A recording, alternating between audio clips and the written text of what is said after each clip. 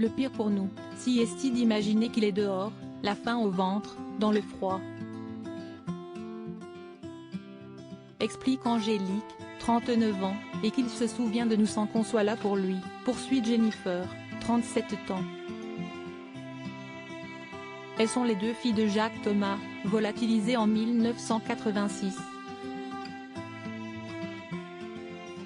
Seule Angélique garde le souvenir de lui parce qu'elle avait 4 ans la dernière fois qu'il les a vus. Jennifer était trop petite.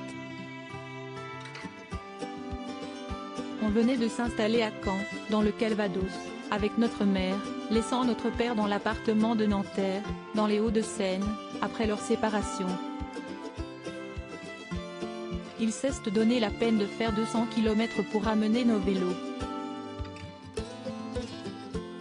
Pas vraiment le comportement d'un père qui a l'intention d'abandonner ses enfants. Sa disparition n'est pourtant pas tout à fait inexplicable. Disons que notre père avait beaucoup de problèmes qui lui rendaient la vie difficile, raconte-t-elle pudiquement.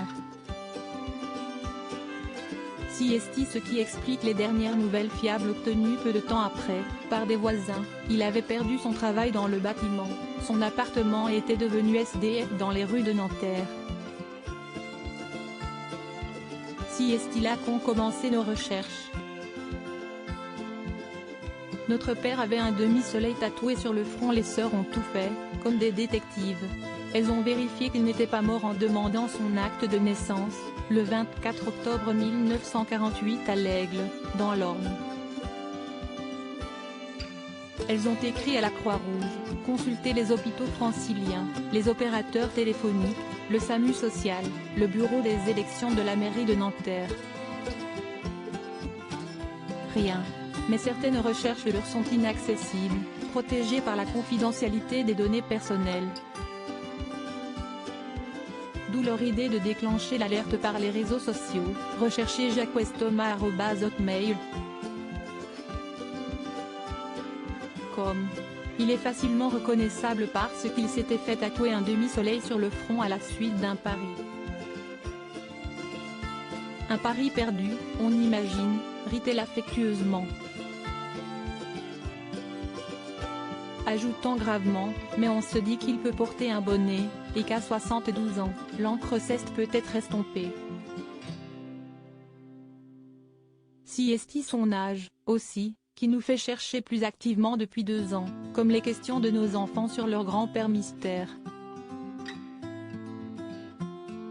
La rue ne laisse pas vieillir les gens. Savoir qu'il va bien, si est tout ce qu'on demande des pistes, il en reste, comme celles qu'ils vivent à l'autre bout de la France. Il y a aussi la recherche via son numéro de sécurité sociale qu'elles ont reconstitué et tiennent à la disposition de ceux qui voudraient les aider. Bien sûr, elle pense aussi qu'il ne souhaite peut-être plus renouer avec le passé, on est prête à l'accepter. Savoir qu'il va bien, si est tout ce qu'on demande, même s'il ne souhaitait pas reprendre contact. On a 3 enfants chacune, on a une vie, on veut juste ne pas se dire qu'on laisse notre père à la rue.